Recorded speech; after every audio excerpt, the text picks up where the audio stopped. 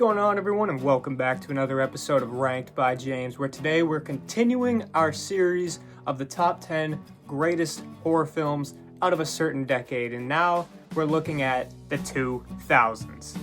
It's pretty self-explanatory. That's what we're doing today. There's nothing else that I really got to say, so let's get started. So coming in at number 10, we've got The Devil's Rejects. Now, Rob Zombie does have a pretty good catalog out of the 2000s. I mean, he's got House of a Thousand Corpses, he's got Halloween 2. I thought Lords of Salem was in the 2000s, and I'm kind of annoyed that it was in the 2010s and I didn't get to watch it for the last video because it looks pretty good. But The Devil's Rejects is arguably his best movie of all time. You got some of really the most iconic characters in the entire genre here, with Captain Spaulding, of course, being one of the best, and of course the whole Firefly family with Bill Moseley as Otis and Sheri Moon Zombie playing Baby, which, to be honest, I gotta be real, I think she gets a little bit too much hate because I do think that she does her part pretty well in this movie. Like, people are always like, oh, you know, Sheri Moon Zombie has to be in every Rob Zombie movie even though she's not that great an actress. You look at this movie and I don't know, I think that she really embodies the role. But other than that, I mean, it's got one of the greatest soundtracks of all time. I mean, it opens with Midnight Rider and ends with Freebird, and an incredible shootout sequence in the end that they definitely die in. There's not a sequel to this. There was Three from Hell never happened. This is the last movie. But, I mean, it does so much so well. Like, what it's going for, it absolutely nails on the head. It's got these charismatic horror villains, you know, the Firefly family, who are, you know, charismatic, and you come to see these guys, like, as if it was like a Nightmare on Elm Street or a Friday the 13th movie. Like, you come to see the villains. But Rob Zombie does such a great job in making them such pure evil, like these total scumbags, that even though they're such, you know, charismatic characters, it is still, you know, fun when you're watching, you know, the good guys of the story, like the sheriff and Diamond Dallas Page and Danny Trejo, like when they finally get their lick back on the family. I think it's developed in such a way where you kind of root for everybody here, and it's pretty cool watching everything go down. Coming in at number 9 is The Strangers. Now, I said with the Firefly family, like, you come to these horror movies to root for these guys, and that movie did a good balance in, you know, making you want to root for the characters as well as the villains. This movie, the villains are just disturbing. You know what I mean? Like, you don't want these guys to win. Like, they're smart, they're calculating. The characters are pretty dumb.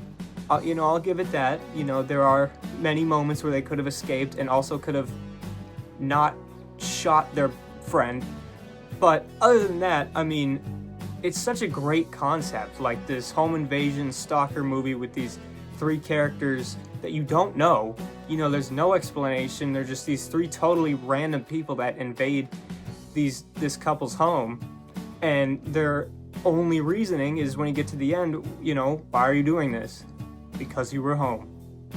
That's it. And that's all you need to make a classic horror movie. It's got a pretty great sequel as well, and much like The Devil's Rejects, that's where the series ends, you know? There's no remakes, there's no other sequels to those remakes. It's The Strangers, and it's a classic. Coming in at number 8 is going to be Ginger Snaps. Now, this is one of my favorite werewolf movies of all time.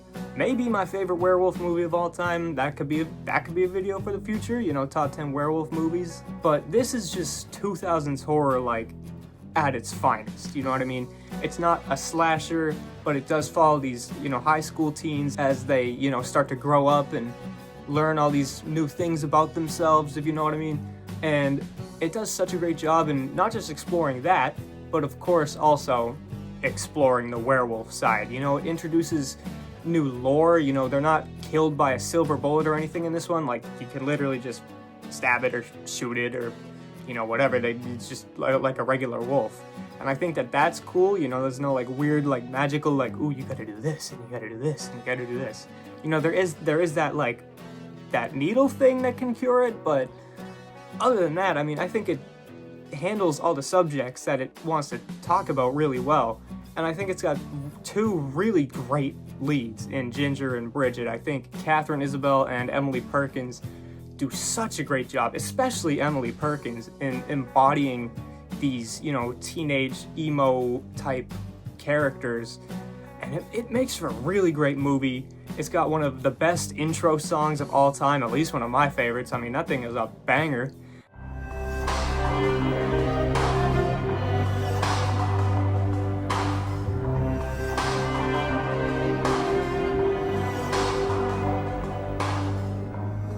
And I think that it must be on here. I think it's too great not to be. Speaking of killer kids, or so we think, number 7 is Orphan. I mean, such a great concept for a movie that's then completely flipped on its head in one of the greatest twists in the entire genre's history. This movie is amazing. I mean, it does so much different than anything else. It's so unique, and it's also got some great and brutal kills in it. I just think that this movie is really awesome. I can't really talk about it too much because I don't want to really spoil what happens in it for those who haven't seen it. But I mean, it's another classic. This family adopts this little girl who seems completely normal at first, but then she slowly kind of unravels and you get to, eventually see what she really is. I think it's just so great, and it has to make a spot on the list. At number 6, we've got 28 Days Later, one of the greatest zombie movies of all time. They're zombies. But other than that, I mean, yeah, it's really great. I mean, it's got some of the most emotional scenes out of any zombie movie that I've ever seen, because you don't have to just be bitten by one of these zombies. Like, literally all it is like, if you get any sort of like drop of blood or any like real contact with them, pretty much, then you become infected. And so, you've got the scene with like the father who becomes infected in front of his kid, and it's shot so well, in the streets of London, completely empty. The low budget feeling of it makes it so much more atmospheric and creepy and realistic. It's just an awesome movie. And I think if you're a fan of zombie movies and you've never seen this, somehow you must check it out. I really think that it's great. And it's also one that I can finally recommend the sequels on. 28 Weeks Later is really good. 28 Years Later is not as good, but I do think that it holds up. I haven't seen the newest one yet, but I'm sure it's not that far behind. So yeah, for me, again, it's got to make the list. At number 5, we've got Freddy vs. Jason. I mean, look at the title, Freddy vs. Jason. I mean, what else do you need to hear? It's Freddy Krueger, played by Robert Englund, versus Jason Voorhees, not played by Kane Hodder, but Ken Kersinger does a pretty good job filling in. And it's just them fighting. I mean, that's really what makes it this high on the list. It's not like, story-wise, really, is it the greatest movie of all time? Not necessarily, but it's just awesome in the fight scenes and the fight sequences that we get. I've talked about it on this channel a couple times already, and that's pretty much every time I've talked about it, that's all I've really brought up is the fight sequences, because there isn't that much else that I need to say in order to sell you on the movie. It's Freddy Krueger fighting Jason Voorhees. There's fire, there's water, which Jason is afraid of, but he's really not. But other than that, I mean, dude, this movie is a wild ride. It's a fun time. You shouldn't go in there thinking like, oh, it's gonna be like some, smart, elevated horror movie or nothing like that. Anybody who doesn't like it because of, it doesn't have a great story or whatever, I think that they just walked in with the wrong expectations. Set your expectations to Jason Voorhees versus Freddy Krueger, and that's what you get, So it's total blast, and it's one of my favorite horror movies out of the 2000s. At number 4, speaking of movies with twists and turns, number 4, we've got Frailty. So basically what Frailty is a single father and his 2 little kids. And one day, the single father sees a vision that he thinks is from God. And the vision tells him that there's demons on Earth, and he has been chosen to go out and kill these select few people who are the demons. And he tells this story to his kids, and one of them was like, what? You're insane. And the other kid is all for it. So you have a dad and one of his little kids going out and killing people.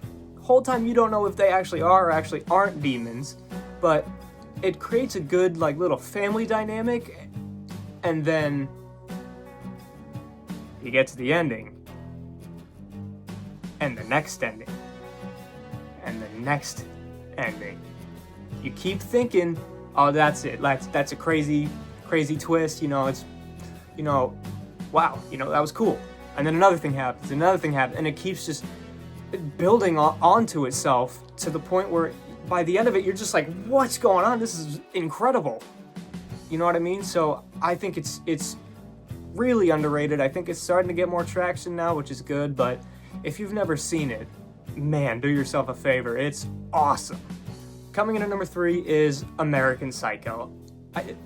Patrick Bateman, right? You gotta start with him, because he's one of the most insane, crazy, psychotic, ridiculously over-the-top, diabolical villains of all time.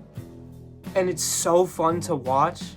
He's like this Wall Street guy, played by Christian Bale, who secretly is a total psychopath. He's got a suit and tie on, he's totally, mogging everyone else. But then, in his private life, he'll invite a girl over, or he'll invite one of his coworkers over, or someone else, and he'll kill them in the most overly ridiculous, psychotic way possible. He'll start running naked through the apartment with a chainsaw chasing after someone, and it's like, where did this come from? This total, regular, peaceful seeming, minding his own business type of guy. And then all of a sudden, Paul Allen makes a reservation at the restaurant that he wanted to make a reservation at, so he gets mad and axes him in the face. It's totally ridiculous, but it's a total classic, and for that reason, it's gonna be number 3. Coming in at number 2, now, for those who don't know me, usually when I make my lists, I usually only put one film per franchise on the list. So, my number 2 pick is gonna be Saw 2. Now, could the original have been on here? Could even have Part 3 been on here? Sure. But Part 2 is my favorite. I think Part 2 takes what Part 1 is and elevates it, builds on the concept, and I think it pulls it off really well. There's more games, there's more rooms that these characters have to explore. Amanda comes back. I think that the twist at the end of this movie, because all of these movies have to have a twist, I think the twist in Saw 2 is the best twist in the whole franchise. And it sets up a great sequel in both Saw 3 and Saw X, if you want to include that, which I do, because it's a phenomenal movie. But Saw 2 is the best. It's got the most John Kramer outside of Saw X, and the most classic John Kramer. I think he's at peak evil in this movie. Like, if you want to see the most John Kramer, go to Saw X. But if you want to see the most John Kramer being a diabolical horror villain, Saw 2 is the place to go. It's got some of the most iconic and brutal traps of all time, and I honestly don't think that it can be topped in the Saw franchise, other than maybe Saw X. That's a tough debate. I'd have to think about that one, but yeah, Saw 2 is great. And it's a franchise that defined the whole decade, and one of them had to make the list. So, in my opinion, it's going to be Saw 2. But coming in at number 1, and it's honestly a total blowout, it's one of my favorite horror movies of all time, The Ring. It's absolutely phenomenal. Aside from The Thing, this is definitely my favorite remake, and there's so much about it that just makes it so great. Whether it's, the color grading of it, it's got a very, greenish, bluish feel to it, and I think that makes it more atmospheric in a way, and more creepy and eerie in a way, just the way that the movie looks in general. But then the actual content of the movie itself, with the tape and the imagery on it is so creepy and eerie. And it's got one of the most jarring jump scares of all time in it. I think probably the best jump scare of all time. If I was gonna answer that question, if you were gonna ask me what's the greatest jump scare of all time, I'd say the random smash cut to the girl in the closet going like that in the ring. And plus, so much more, you know, whether you're talking about the scene where the horse just all of a sudden randomly jumps off the boat, or you're talking about the guy who electrocutes himself in the lighthouse, or, you know, the blurred photos of the people's faces.